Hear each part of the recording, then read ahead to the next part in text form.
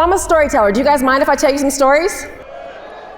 It was a dark, cold night. No, I'm just playing. I want you to imagine with me, okay? Imagine witnessing a moment so monumental that it completely alters the entire trajectory of your life. Well, that's exactly what happened to me when I was 4 years old. I'm watching the Olympics for the very first time, and I see this woman on my screen by the name of Flojo. She crosses the finish line in a time of 10.62 seconds, breaking the Olympic record. After that, they take her to an Olympic podium. She stands behind the #1 square, gets up on the top, and then they place the gold medal around her neck and play the United States national anthem for the entire world to hear. Now at that moment, I was hooked.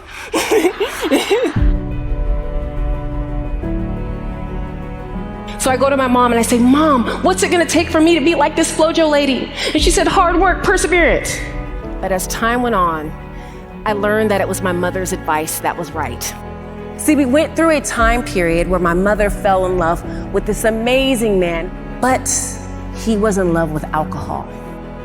And when he became drunk, he would beat my mother. He ended up going to jail, and my mother spiraled into a depression. And so when she ended up losing her job, we ended up homeless. And I learned through those times that perseverance meant no matter how hard or how long, you never give up. It was an emotional experience. What she said changed our lives. She'll have your guests glued in excitement the entire time. So when I see the audience, I see people that are dealing with real life situations that sometimes seem so overwhelming that they want to stop. They want to give up. My grandmother was the person in my life who put me on the path to being able to succeed, travel the world, and eventually reach my dream. And it's that power and the potential I see inside of each of the audience members that I speak to. It's that greatness and resilience that each and every one of us has, but we just have to be reminded of it.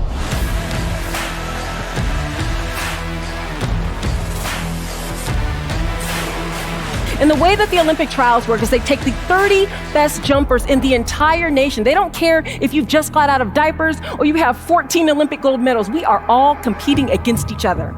But they didn't know I was driven by my why. So when it became my turn to jump, I leaned back at my mark. I thought about Flojo all those years before, and I powered down the track, and I cleared bar after bar after bar, again and again, until there were just 3 women standing, and I made my first Olympic team. Chaunte brings the heat. Chaunte Lowe knows there is nothing quite like competing on the Olympic stage.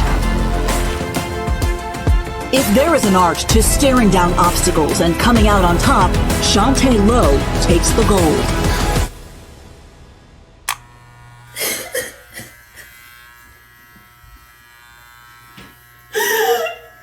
I realized that it was important for me to engage in self-care, and I started doing self-breast exams as part of that self-care.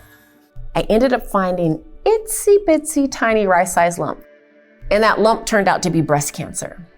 See, when you face a life or death situation, it's usually your life that flashes before your eyes.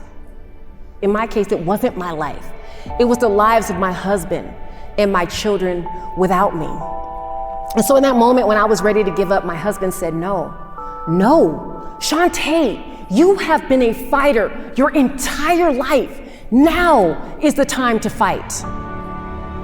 And I realized he was right. That muscle of resilience that I had been building up all those years was there for me in that time that I needed. And in that moment, I decided to train for my 5th Olympic Games through the chemotherapy and the double mastectomy, because I knew that if I could get in front of those cameras and if I shared my story, maybe one woman or man could get checked, and maybe my story could help save a life. I took my cell phone. I didn't have a big platform. I had 2,000 followers on Instagram. But I started recording the messages and sharing the shedding fingernails, the shaved head, the walking. I started inspiring people and giving them hope. And then something crazy happened. In that moment, That thing that I was missing when I got my Olympic medal was there.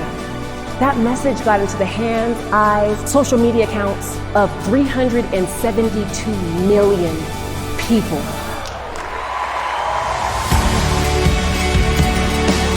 See, when you have goals that take you outside of your comfort zone, it causes you to do more. You know that you can't cut corners or find shortcuts because if you do that, you will not achieve it. Those are the best goals worth fighting for. Sometimes it feels like our competitors are getting the edge or our time hasn't come. Doing the right thing always pays off, and perseverance means no matter how hard or how long, you never stop short of the goal. Make the decision today that it's not enough just to survive, and instead be an active participant in the journey forward. Ask yourself, how do we raise the bar from here? Thank you so much.